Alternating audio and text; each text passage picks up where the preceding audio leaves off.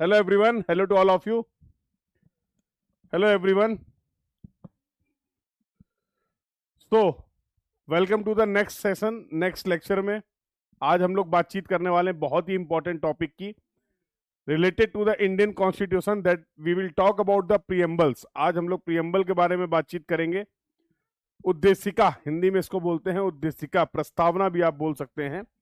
तो बेसिकली जैसा हम लोगों ने देखा था कि इंडियन कॉन्स्टिट्यूशन को जब बनाया गया और इंडियन कॉन्स्टिट्यूशन बनने के बाद उसमें बहुत सारे आर्टिकल्स को इंट्रोड्यूस किया गया, जिसके बारे में एक एक करके भी हम लोग आगे बातचीत भी करेंगे। वो आर्टिकल्स आपके रिलेटेड थे सिटीजन से रिलेटेड, यूनियन से रिलेटेड, यूनियन टेरिटरीज से रिलेटेड, स्टेट से रिलेटेड। तो बेसिकली अगर मैं बात करूं, जहां पर आपने बात करी कि सर हमें कुछ फंडामेंटल राइट्स मिले हैं, फंडामेंटल ड्यूटीज के बारे में आपने जिक्र किया, पार्लियामेंट्री सिस्टम के बारे में आपने डिस्कशन किया, सुप्रीम कोर्ट से रिलेटेड क्या आर्टिकल्स है, ये सारा all these things we will discuss one by one. But अभी जो सबसे पहले यहाँ पर हम लोग को समझना है, that is our the topic for the today's class, that is the preamble. तो जैसा कि यहाँ पर आप देख पा रहे हैं, यहाँ पर प्रीएम्बल को समझने की कोशिश करते हैं। बेसिकली जो भी कॉन्स्टिट्यूशन में सारी चीजों को ऐड किया गया, बहुत डिटेल्ड हम लोगों ने फीचर्स भी देखे इंडियन कॉन्स्टिट्यूशन के, जहां पर आपने बोला कि sir it is the longest written document, world में सबसे लंबा संविधान जो है वो भारतीय संविधान है। तो उसकी प्योर जो जिस्ट है कि अगर मैं पूरे कॉन्स्टिट्यूशन की बात करूं तो उसकी अप्रोच क्या है, वो अप्रोच के बारे में जो डिस्कशन आपको देखने को मिलता है, अगर आप कॉन्स्टिट्यूशन के प्रीएम्बल वाले पार्ट को फॉलो करते हैं, प्रीएम्बल को पढ़ते हैं, तो प्रीएम्बल पढ़ने से आपको यह समझ में आ जाएगा कि पूरा का पूरा कॉन्स्टिट्यूशन, जो भी क्लॉज हैं, जो भी आर्टिकल्स हैं, अल्टीमेटली उनका बेसिक पर्पस क्या, उनका फंडामेंटल क्या है। तो it will explain the nature of the Indian constitution. With the help of the preamble we can get clear understanding about the nature. Yes, तो आपको प्रवृत्ति क्या है, भारतीय संविधान की प्रवृत्ति क्या है, यह पता चल जाएगा आपको प्रीएम्बल की हेल्प से। तो प्रीएम्बल के बारे में आज बहुत इंपॉर्टेंट बातें समझेंगे, कुछ इंपॉर्टेंट बातें जो लगातार आपके एग्जाम से पूछी जाती हैं इस टॉपिक से अलग अलग एग्जाम में, उसके बारे में भी बातचीत करने वाले हैं। तो लेट्स स्टार्ट द डिस्कशन। तो जैसे कि आप देख पा रहे हैं, सबसे पहले it is the ID card, identity card of the constitution. It is the identity card of the constitution. और ये बहुत इंपॉर्टेंट मुद्दा है। ये जो टर्म आप देख पा रहे हैं, जो लाइन आप देख पा रहे हैं, इसके लिए बहुत संघर्ष किया गया।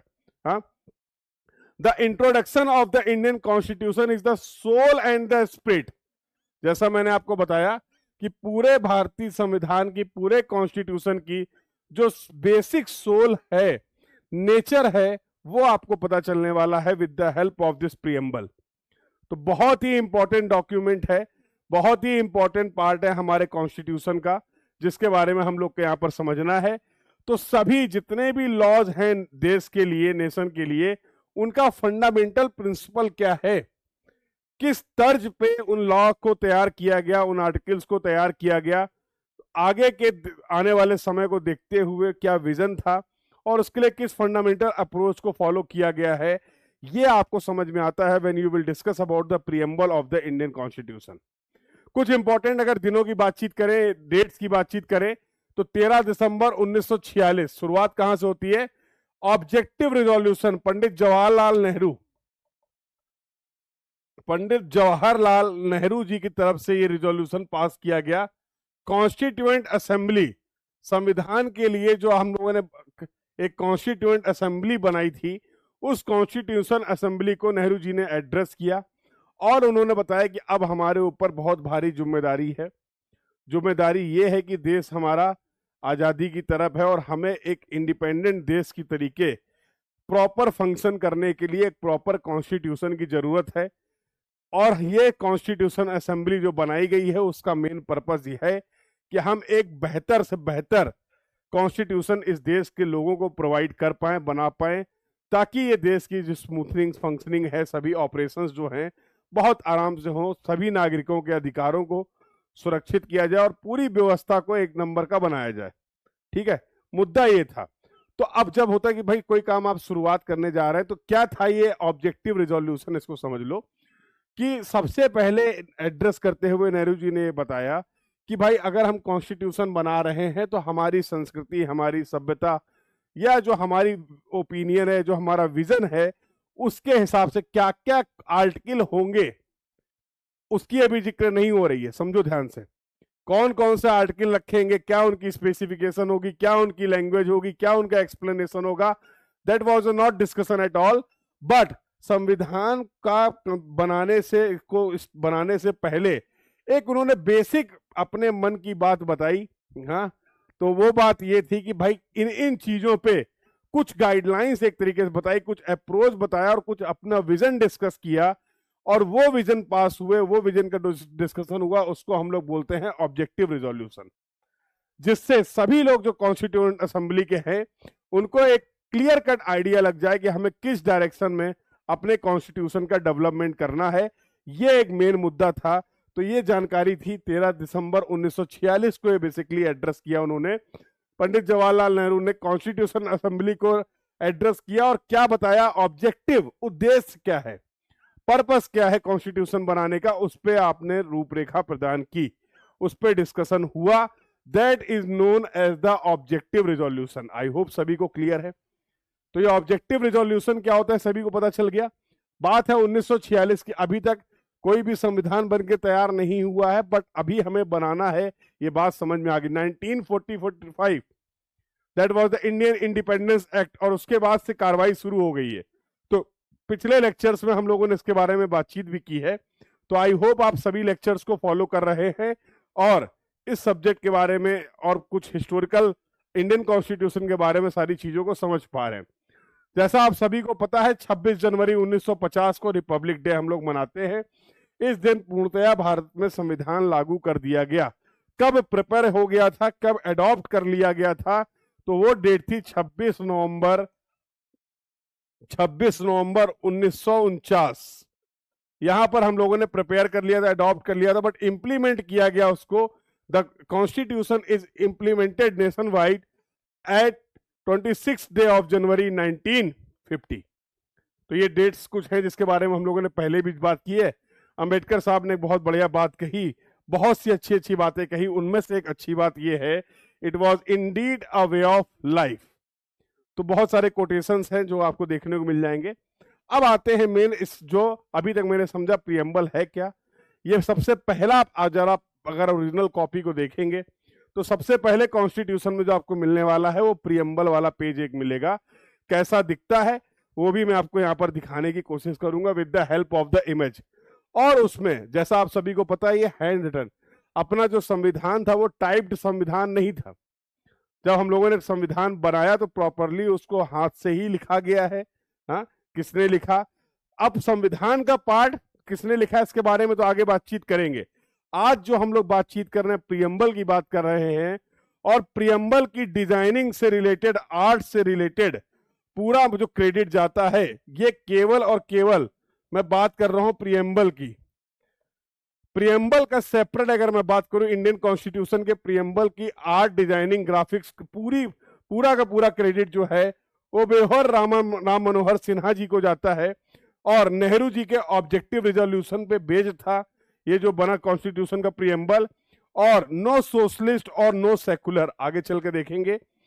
जब पहले प्रियम्बल को प्रिपेयर किया गया तो ओरिजिनल जो प्रिपरेशन थी, ओरिजिनल जो कॉन्स्टिट्यूशन था, जो first version of the constitution था, उसमें क्या क्या चीजें थी और बाद में उनमें क्या कोई चेंज हुए हैं, वो चेंज हुए भी तो क्या क्या हुए, उसी से रिलेटेड यहाँ पर अभी आप देखेंगे प्रियम्बल में। तो कई सारे मेन उसकी बॉडी है, बेसिकली उसके स्ट्रक्चर को भी हम लोग यहाँ पर समझने की कोशिश करेंगे। और उस स्ट्रक्चर में कुछ चीजों को ऐड किया गया समय के साथ। एक ही अमेंडमेंट हुआ है जैसा आप सभी को पता है, जो कि बहुत इंपॉर्टेंट है। 42 अमेंडमेंट जो हुआ है that is the amendment related to the preamble. Preamble में कुछ चेंजेस किए गए थे, अभी हम लोग उसके बारे में बातचीत करने वाले हैं। क्या चेंजेस हुए थे, क्या सिग्निफिकेंस था, क्या कंडीशंस थी, अभी के लिए समझ लेंगे। सोशलिस्ट और सेकुलर ये दो वर्ड थे जो कि फर्स्ट वर्जन में 1950 में जब ये कॉन्स्टिट्यूशन, या 26 नवंबर 1949 को जब ये कॉन्स्टिट्यूशन प्रिपेयर कर लिया गया था, 2 साल 11 महीने 18 दिन की मेहनत के बाद तब उसमें ये वर्ड प्रियम्बल में नहीं थे। एज ऑफ नाउ ये समझ सकते हैं। चलिए साहब, थोड़ा सा आई होप यहां तक की बात क्लियर है। तो ये बेसिक हमारे कॉन्स्टिट्यूशन की सोल है। ये पूरे सभी जितने भी आपकी गाइडलाइंस है, एक्ट हैं, लॉ हैं, उन सबके लिए बेसिक आपको फंडामेंटल अप्रोच प्रोवाइड करेगा प्रियम्बल। यहां पर इस चीज का जिक्र किया गया है। कोई भी काम आप कर रहे हैं तो किस चीज, इरादे क्या हैं आपके, वो आपको साफ साफ समझ में आ जाएंगे अगर आप प्रियम्बल को रिफर करते हैं। अप्रोच क्या है आपकी। चलिए तो अगला डिस्कशन करते हैं। अगर प्रियम्बल की बात किया जाए तो क्या इंपॉर्टेंट है भैया, we the people of India. ये देखिए, जब आप इस तरीके से प्रियम्बल देखेंगे तो बहुत बेहतरीन तरीके की ओरिजिनल कॉपी की अगर मैं बात करूं तो प्रॉपर आपको डिजाइन देखने को मिलेगी। और यहां पर एक बेसिकली आपको एक नाम राम करके लिखा हुआ मिलेगा। वो बेसिकली एक साइन है जिन्होंने इसको पूरा प्रिपेयर किया था, और पूरा कैलीग्राफी से हाथ से लिखा गया हुआ संविधान है, ओरिजिनल कॉपी। और इसमें पूरे कॉन्स्टिट्यूएंट असेंबली के सभी मेंबर्स ने इसमें फाइनली जिस दिन इसको अडॉप्ट किया गया तो उसमें सिग्नेचर भी किए हैं। इसकी लास्ट पेजेस में अगर आप जाएंगे ओरिजिनल कॉपी के, तो वहां पर सभी कॉन्स्टिट्यूएंट असेंबली के मेंबर्स के साइन देखने को आपको मिलेंगे, सिग्नेचर देखने को मिलेंगे जब इसको ऑप्ट किया गया। तो प्रियम्बल में अगर आप देखेंगे तो क्या लिखा हुआ, तो उसके मेन वर्ड्स को मैंने यहाँ पे दिखाया है। सबसे important, we the people of India having solemnly resolve a constitute India into a सोवेनियर सोशलिस्ट। दो तीन टर्म, एक एक टर्म सभी समझेंगे। सोवेनियर, socialist, secular, democratic and republic. Total कितने वर्ड हैं? तो इस प्रियम्बल को तीन पार्ट में आप डिवाइड कर सकते हैं। तीन पार्ट क्या थे? सबसे पहला पार्ट जो आपको सब टॉप पैराग्राफ दिखेगा, उसमें उद्देश्य क्या है, ऑब्जेक्टिव क्या है, ये आपके क्लियर होने चाहिए। सेकेंड पार्ट को जब आप इसको देखते हैं तो आपको पता चलेगा कि किन किन चीजों को आपको प्रिवेंट करना है, किन किन इश्यूज को आपको इंश्योर करना है, ये इस प्रियम्बल में बताया गया। और थर्ड पार्ट में कि इस पूरे कॉन्स्टिट्यूशन को पावर क्या मिलने वाली, what is the source of power, वो उसका जिक्र किया गया है। और जैसा आप सभी को पता है कि भारतीय संविधान हम लोगों के द्वारा बनाया गया, खुद को समर्पित किया गया संविधान, किसी और ने हमको बना के ये संविधान नहीं दिया हुआ है। तो इंडियन कॉन्स्टिट्यूशन के लिए जो सुप्रीम पावर है, that we people of the India.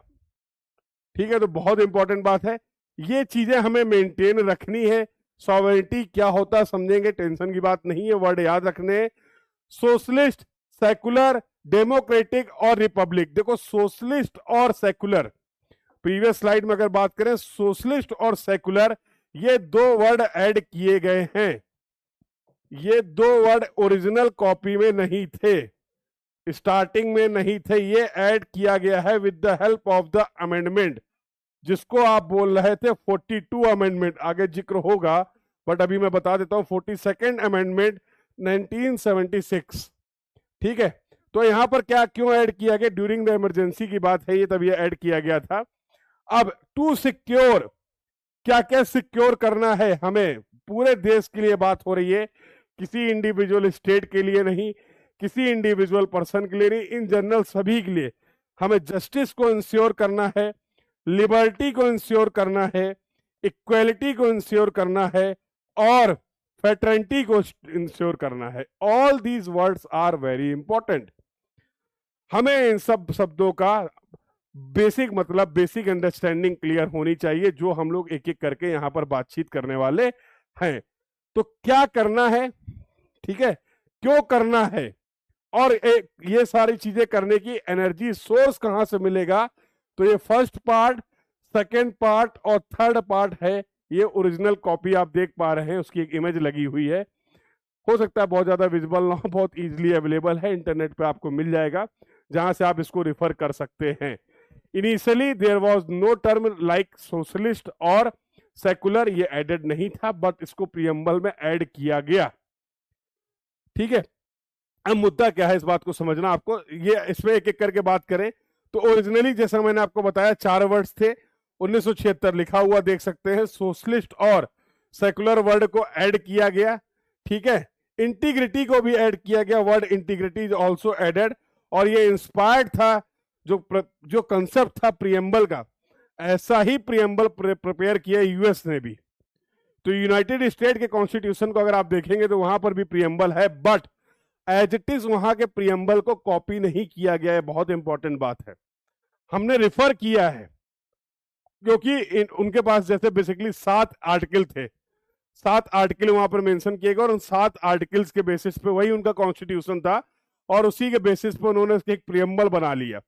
तो जैसे as we the people of India, ऐसे the we the people of United States, इस तरीके की उनकी भी लैंग्वेज है, आप देख सकते हैं। But what was the important thing, the important बात क्या थी कि हम लोगों का जो प्रियम्बल बनाया गया बहुत ही बैलेंस्ड और बहुत ही अप्रिसिएट किया गया। कई लोगों ने, कई क्रिटिक्स ने इसको वर्ल्ड वाइड बहुत अप्रिसिएट किया गया कि भाई बहुत ही बेहतरीन तरीके का प्रियम्बल आपने बनाया है, मजा आ गया। एक तरीके से पूरे संविधान का जो निचोड़ है, सार है, आत्मा है, वो चीजें बिल्कुल क्लियर विजिबल हैं। जब मैं इस देश के, भारत के कॉन्स्टिट्यूशन को पढ़ने के लिए अगर मैं प्रियम्बल को उठा के देख लेता हूं तो सारी कहानी क्लियर हो जाती है। नियत क्या है आपकी, इंटेंशंस क्या हैं, वो सभी कुछ क्लियर हो जाते हैं कि बिल्कुल आप उसको पढ़, और ये बहुत अच्छे से रिप्रेजेंट भी कर पाया। जो प्रियम्बल प्रिपेयर किया गया वो सभी चीजों को बहुत अच्छे से रिप्रेजेंट भी कर पाता। तो that was the preamble was very appreciated, बहुत लोगों ने इसको अप्रिसिएट भी किया। But originally it was inspired from the US. तो यूएस के जो कॉन्स्टिट्यूशन का प्रियम्बल था वहीं से ये आइडिया लिया गया कि भाई हम लोग भी प्रियम्बल ऐड करेंगे, और हाँ वो उसको बहुत अच्छे तरीके से अपनी नीड्स के हिसाब से, अपनी जरूरतों के हिसाब से, अपनी अंडरस्टैंडिंग के लिए जो बेहतरीन तरीके से एक्सप्लेन किया गया, वो हमारी कॉन्स्टिट्यूशन असेंबली की कला थी, वो उनकी समझ थी, जिसके हिसाब से यहाँ की सिचुएशन के बेसिस पे उन लोगों ने प्रॉपरली उस चीज को बहुत अच्छे से प्रिपेयर किया। चलिए साहब एक एक करके इसके बारे में बातचीत कर लेते हैं। तो 5 पिलर्स पूछ लिए जाते हैं इंडियन कॉन्स्टिट्यूशन के, क्या हैं? तो सोवेनियर, जैसा मैंने बोला, India is free, no foreign power control us. यहां पर समझो, यहां पर क्या है कि हम इंटरनल, यहां पर इंटरनल सॉवरेनिटी की भी बात होती है, एक्सटर्नल सॉवरेनिटी की भी बात होती है। सॉवरेन वर्ड का मतलब है सब कुछ जो है वो हम ही हैं, ये अपना क्षेत्र है और यहाँ के कर्ता धर्ता सब हम हैं। कौन है हम? मतलब जनता, जनता जनार्दन। हमें किसी के फालतू के इंटरफेरेंस की जरूरत नहीं है। जब अगर मैं आजादी के पहले की बात करूं, आजादी के पहले जब हम लोग अंग्रेजों के शासन में थे यहाँ पे, उस समय क्या था? उस समय क्राउन हुआ करते थे, यहाँ पर वायसराय होते थे, वायसराय की रिपोर्टिंग होती थी क्राउन को। जैसा हम लोगों ने प्रीवियस लेक्चर्स में भी देखा है कि वायसराय का मतलब क्या होता था? Vice to the royalty, second person. Crown के बाद जो सेकेंड पर्सन होता था, तो अब वो सिस्टम फॉलो कर रहे थे, क्राउन अप्रोच फॉलो कर रहे थे। अब अभी ऐसा कुछ नहीं चाहिए भाई, संविधान बन रहा, हमने अपनी पावर दे रखी है, हमारे आंतरिक मामले हम अपने तरीके से सुलझाएंगे, किसी का फर्जी में ज्ञान नहीं चाहिए। ठीक है, सॉवरेनिटी वर्ड का मतलब समझ गए? ठीक है, किसी से, हमारे पड़ोसी से हमारे संबंध कैसे हैं, अच्छे हैं, खराब हैं, कैसे क्या करना है, उसका क्या अप्रोच होगा, कैसे डील करना है, ये हमारा लेना देना है। हम इंडिपेंडेंट है, हमें कोई external body, external country, external system control नहीं करेगा। We are having our own supreme power. बात समझ में आ गई? सॉवरेनिटी वर्ड क्लियर है, ये हमें क्लियरली हम लोगों ने संविधान में रखा कि भैया ये फ्री है मामला, हमें किसी फॉरेन पावर, एक्सटर्नल पावर की जरूरत नहीं है जो हमें कंट्रोल करे।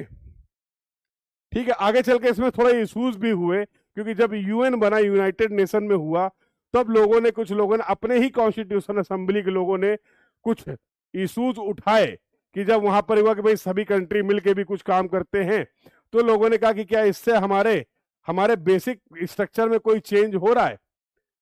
तो लोगों ने कहा अभी तो हम बोल रहे थे हम खुद ही संभालेंगे, हम खुद ही किसी के नहीं मानेंगे। तो बेसिकली यहाँ पर नेहरू जी ने फिर लोगों को समझाया, क्या समझाया कि नहीं नहीं देखिए बात को समझिए, जिन लोगों के भी ये पॉइंट थे कि बाकी सभी कंट्रीज का भी इन्वॉल्वमेंट हो रहा है। जब यूएन में हम लोग सभी लोग मेंबर बन रहे हैं, आजादी के पहले ही हम लोग मेंबर बन गए थे, आई थिंक 1946। तो मेन बात ये थी कि भैया ये बोला गया कि नहीं, कोई दिक्कत की बात नहीं है। नेहरू जी इस बात को लोगों को समझाने में सफल रहे कि देखिए इससे हम लोग कनेक्ट होंगे, मिलजुल के काम करेंगे, बट अल्टीमेटली डिसीजन मेकिंग में हम किसी को, इससे हमारी सॉवरेनिटी अफेक्ट नहीं होने वाली है।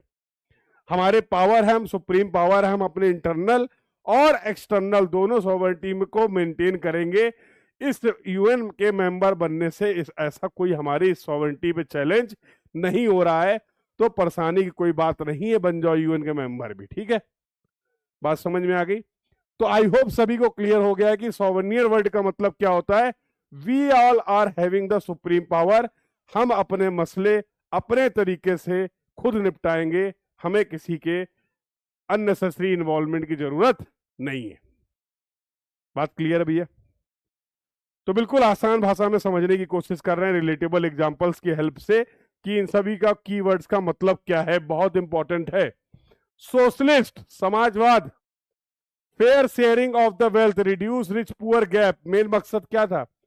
सभी लोग जो है, ये वर्ड बाद में ऐड किया गया, वैसे ये बेसिक हमारे कॉन्स्टिट्यूशन के में ऑलरेडी इससे रिलेटेड आर्टिकल थे, but this word was particularly added after the 42nd amendment, जिसके बारे में भी हम लोगों ने डिस्कशन किया कि भैया समन्वय होना चाहिए।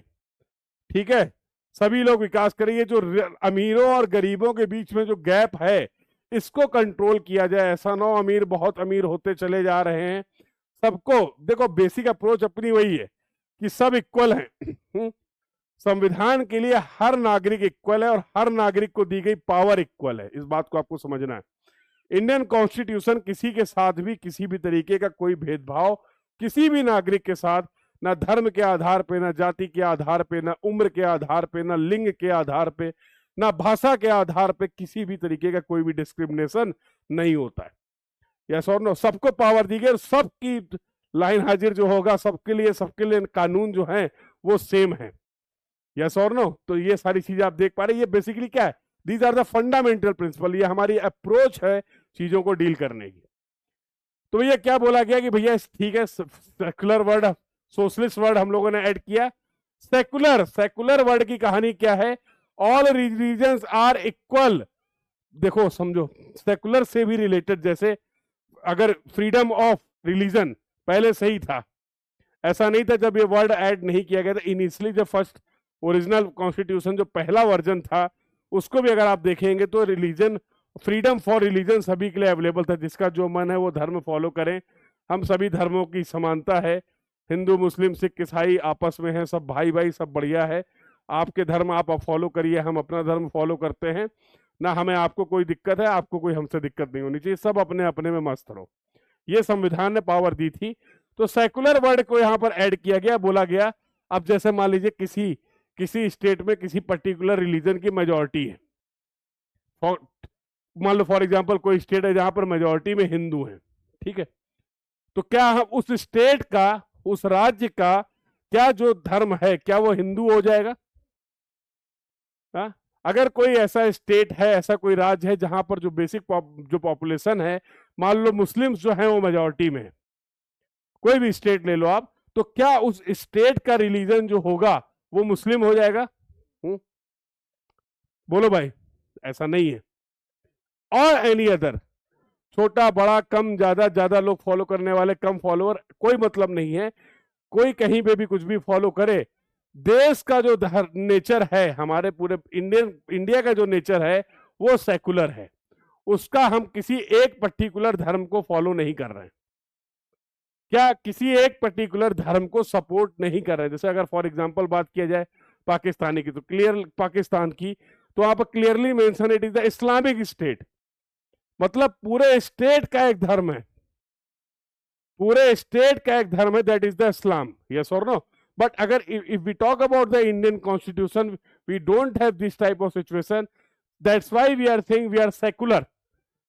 हम सभी धर्मों का सम्मान करते हैं, सभी धर्म रहे, आपस में मिलजुल कर रहें, कोई दिक्कत की बात नहीं है। एज ए कंट्री अगर हम लोग बात करें तो ऑल रिलीजन्स आर इक्वल, हमारे स्टेट का कोई भी रिलीजन एक पर्टिकुलर रिलीजन नहीं है। क्लियर हो गया सभी को ये सेकुलर की कहानी क्या है? कहीं पे भी किसी को कोई भी डाउट आए, कोई क्वेरी हो, आप बिल्कुल पूछ सकते हैं।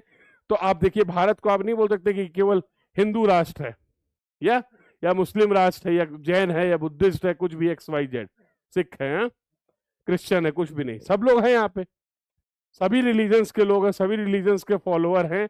But as you will not say कि दिस, यस इंडिया की ये पर्टिकुलर रिलीजन है, बिकॉज ये यहां पर क्लियरली मेंशन है प्रियम्बल में, the word is secular as a entity, as a country we are Indian and we are not bound to follow any particular religion. केवल एक ही रिलीजन पे बेस्ड हमारी कहानी नहीं है, सभी का बराबर हक है।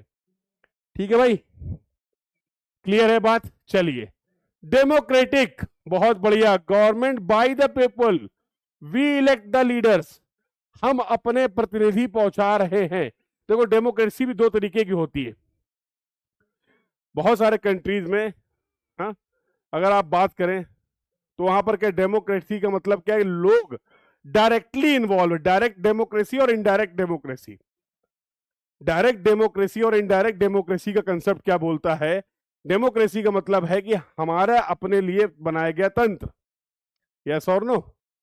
तो यहाँ के जो लोग हैं उनका सारा कुछ इन्वॉल्वमेंट है, वो पूरी प्रक्रिया बनाएंगे, वो पूरा प्रोसेस बनाएंगे। अब इसमें भी जो डायरेक्ट डेमोक्रेसी होती है, जो भी फॉलो की जाती है, डायरेक्ट डेमोक्रेसी के केस में जो लोग होते हैं, कंट्री के जो नागरिक होते हैं, उनका इन्वॉल्वमेंट बहुत ज्यादा और डायरेक्टली होता है। कि अगर कोई पॉलिसी बननी है, भैया हम लोग बैठे हैं, हम लोग जो बता रहे हैं वो बनाओ, समझ रहे हो?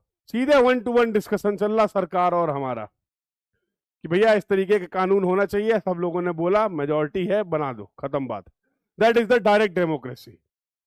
इनडायरेक्ट डेमोक्रेसी, जिसका एग्जांपल अपना कॉन्स्टिट्यूशन है, इनडायरेक्ट डेमोक्रेसी का मतलब क्या है कि यहां पर हम लोगों के पास हम सब कुछ सिस्टम अपने लिए ही बना रहे, we the people of India, as you can say. जो गवर्नमेंट बनेगी वो बाय द पीपुल, हम लोगों द्वारा ही बनेगी, यहाँ के लोगों द्वारा ही बनेगी। We are following the representative approach.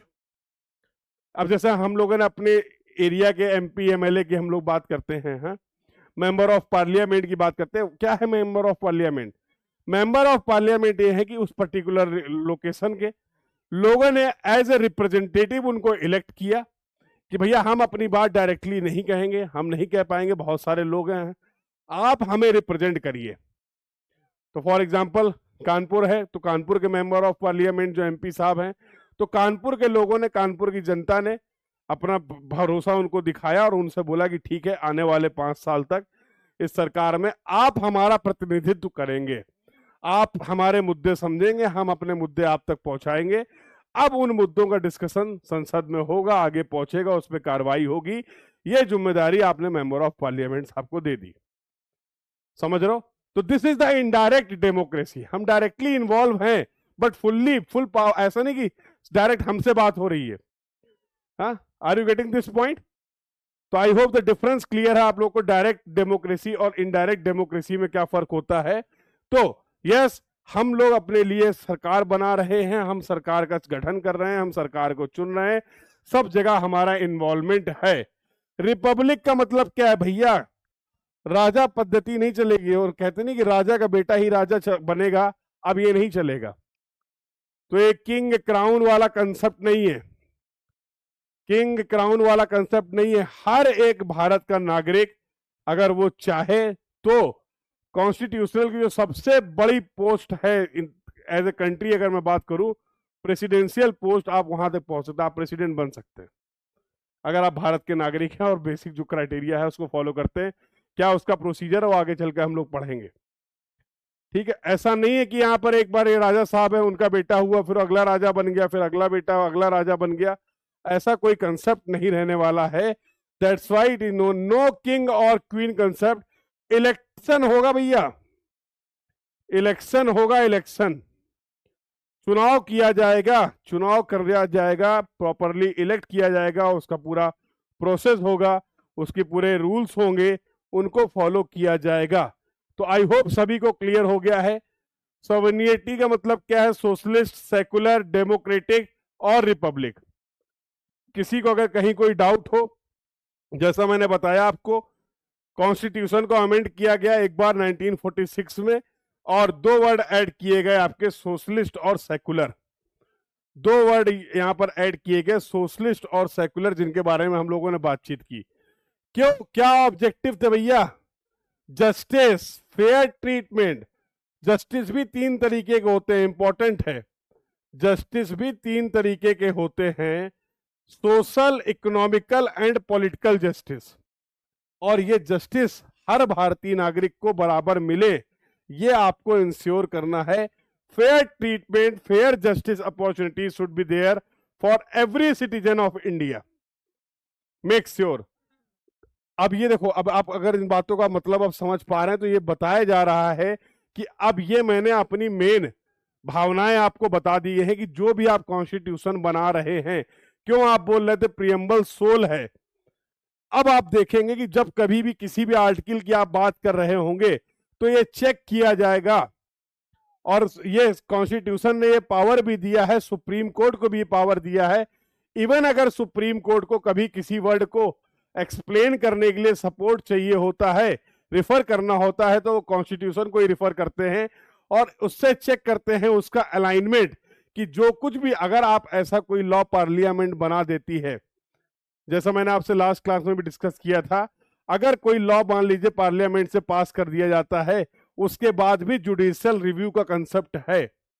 Supreme court को, जिसको आप बोल रहे थे गार्जियन ऑफ इंडियन कॉन्स्टिट्यूशन बोला गया, उसके पास ये पावर है कि वो उस एक्ट को रिव्यू करेंगे।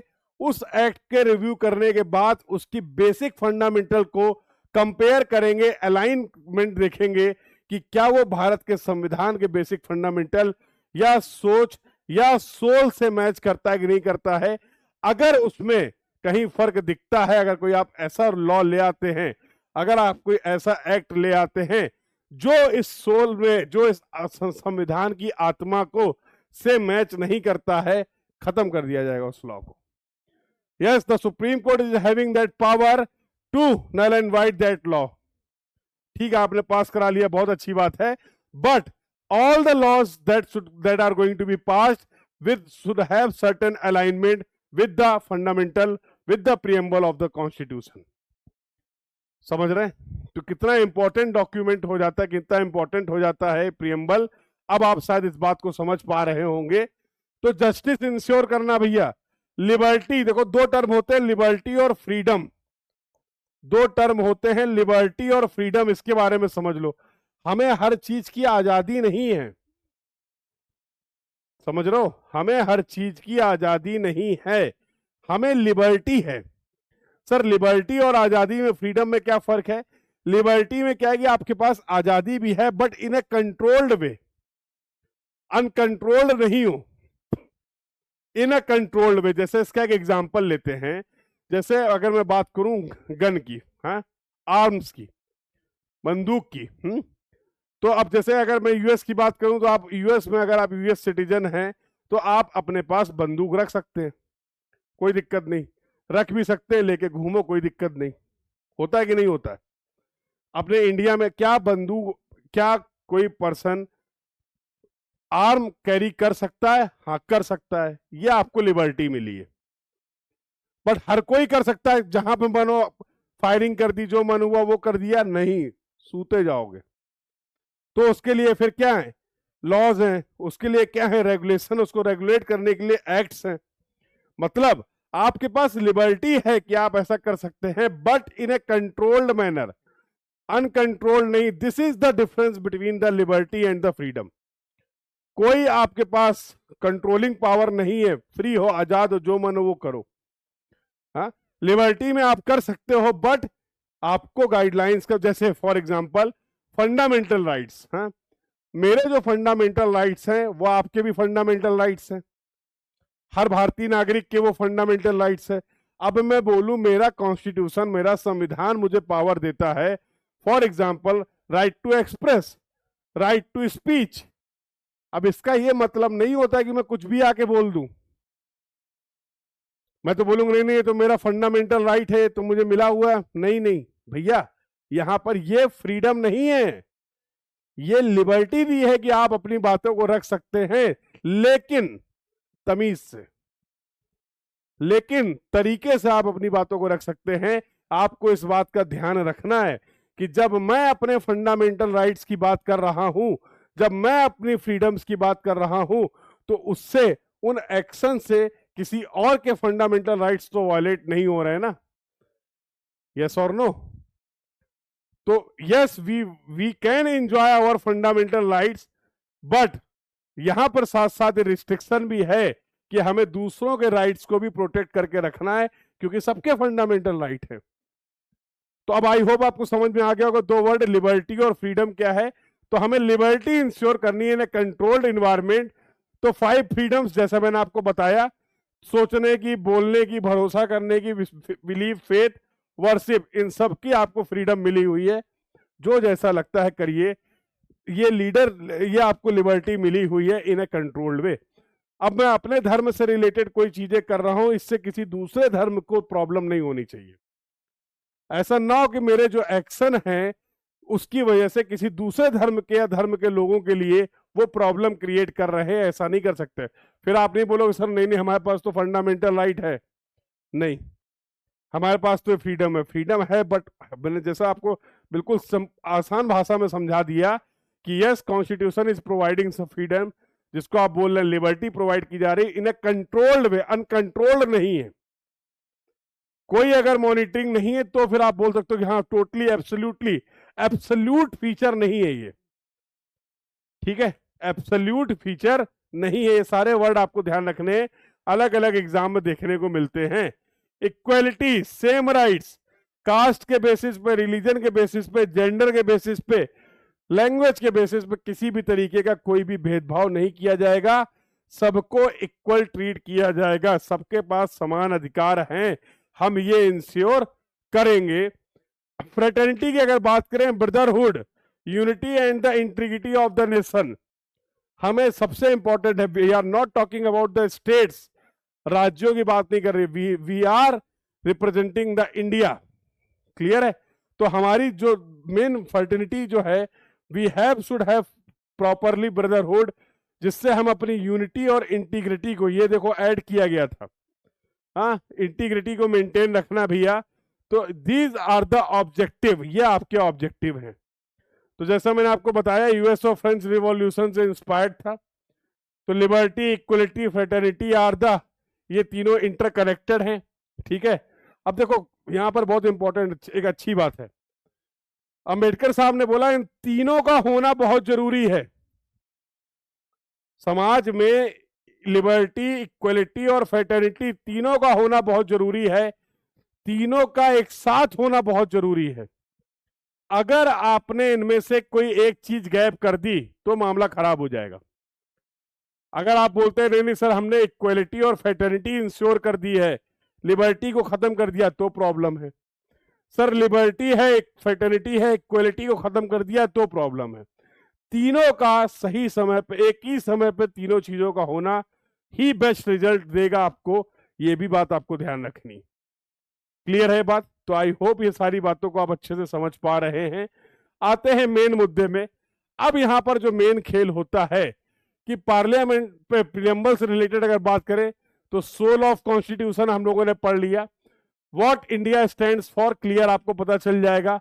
अमेंडमेंट की अगर बात करें 1976 में सोशलिस्ट सेकुलर वर्ड को ऐड किया गया 42nd अमेंडमेंट में, part of the basic structure, ये बात समझना है।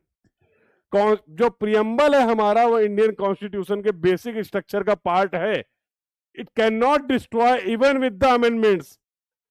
देखो आर्टिकल 368, आर्टिकल 368 आपको बताता है कि भैया अगर तुम्हें कोई समय के हिसाब से संविधान में कोई चेंज करना है, किसी आर्टिकल में चेंज करना है, आओ हमारे पास आओ, हम तुम्हें पूरा रास्ता बताते हैं, ठीक है। तो अब देखो कई बार इसकी कहानी क्या है, अब एक तरफ क्या है सुप्रीम कोर्ट है, एक तरफ क्या है सरकार है। अब कई बार ऐसा होता है कि किसी मुद्दे को लेकर सरकार और सुप्रीम कोर्ट आमने सामने है। सुप्रीम कोर्ट का अपना कोई एक विजन है, कुछ अपना पर्सपेक्टिव है चीजों को समझने का, सरकार की अपनी कोई पॉलिसी है। अब ये किसी मामले में मान लो आमने सामने आ गए, सुप्रीम कोर्ट कह रहा नहीं हम ऐसा नहीं होने देंगे, हाँ, क्योंकि हमको पावर दी गई है कॉन्स्टिट्यूशन की तरफ से कि जो कुछ भी तुम करोगे हम उसको रिव्यू करेंगे। सरकार को ऐसा लग रहा है कि नहीं नहीं भाई ये पॉलिसी, इस तरीके का लॉ जो है बहुत जरूरी है, कुछ भी रीजन हो, ठीक है। अब इनमें मान लीजिए कोई मामला आमने सामने आ गया है, अब ऐसे कंडीशन में क्या होगा? तो सुप्रीम कोर्ट ने बोला कि ठीक है, कई बार सरकार अपना पक्ष अच्छे से रख देती है, और कई बार, क्योंकि यहाँ पर सबको अपना बात रखने का राइट दिया गया है, तो कौन बड़ा है कौन छोटा ये बात नहीं हो रही है। एक कोई मुद्दा है जिसमें सरकार और सुप्रीम कोर्ट आमने सामने है, उसमें चर्चा होती है, उसमें बहस होती है, और जैसा अभी आपने पहली स्लाइड देखी सुप्रीम कोर्ट, वो भी एक प्रॉपर बहुत ही खतरनाक बहस के बाद ये चीजें निकली, हाँ, कि भाई इसको छेड़िए मत, ये आइडेंटिटी कार्ड है, preamble is the identity card. तो इसके लॉ स्टूडेंट्स इसके बारे में और डिटेल में बातचीत करते हैं हम लोग कि वहां पर क्या पूरी कहानी, कौन सा केस था, क्या मेन की एस्पेक्ट्स थे, क्या क्या चीजें निकल के आई। बट एनीवे, अभी यहाँ आपके लिए समझ लेते हैं कि यहाँ मुद्दा ये है कि जब कभी ऐसी सिचुएशन होती है तो सुप्रीम कोर्ट का जो नजरिया होता है वो कहता है हम देखो सीधी सी बात है, हम भारतीय संविधान के आधार पे ही सारी चीजों को फॉलो करेंगे। हमें कभी भी किसी भी चीज को समझने में कोई दिक्कत आएगी, हम पहुंचेंगे कॉन्स्टिट्यूशन के पास। हमें कोई एक्सप्लेनेशन, कोई डेफिनेशन की जरूरत है, हम फॉलो करेंगे कॉन्स्टिट्यूशन। हमारे लिए कॉन्स्टिट्यूशन से बड़ा कोई नहीं है। क्लियर है? कॉन्स्टिट्यूशन ने जो कहा है, जैसे कहा, बस वही हमारे लिए मेन है, हम उसी को फॉलो करेंगे। तो अब ऐसा अगर कर देंगे, देखो अब आपने लास्ट क्लास में देखा था कि अपने यहाँ क्या है, जुडिशरी की भी पावर है, पूरी पावर जुडिशरी को भी नहीं दी गई है, और सेम पूरी तरीके से पावर पार्लियामेंट को भी नहीं दी गई है।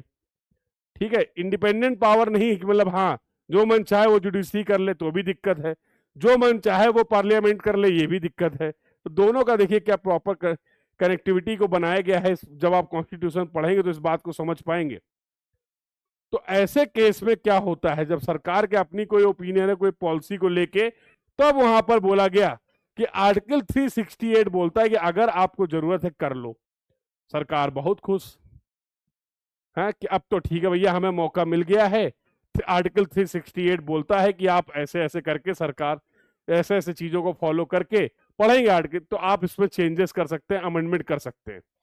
बट धीमे से उसमें एक बात और ऐड की गई कि आप कोई भी चेंज करना कर लो, लेकिन जो भारतीय संविधान है, जो पुराना संविधान, जो पहला संविधान, जो फर्स्ट वर्जन था, हाँ, उसकी मूलभूत स्ट्रक्चर को आप कभी नहीं चेंज कर सकते। समझ रहे? उसके मूलभूत स्ट्रक्चर को आप कभी भी चेंज नहीं कर सकते हैं। कोई भी ऐसा चेंज एडमिसिबल नहीं होगा जो हमारे कॉन्स्टिट्यूशन की मेन भावना जो है, मूलभूत सिद्धांत है, उसके इर्द गिर्द अगर दाएं बाएं होगा तो हम उसको फॉलो नहीं करेंगे, वो चेंज एक्सेप्टेबल नहीं होगा। समझ रहे? तो इस बात पे भी बड़ा मुद्दा हुआ, इस बात पे भी लंबी कहानी चली। क्या कहानी चली कि भैया ये पार्ट ऑफ बेसिक स्ट्रक्चर है कि नहीं है, तो समझते हैं 1960 के पहले तक अगर बात करें तो it was not part of the constitution.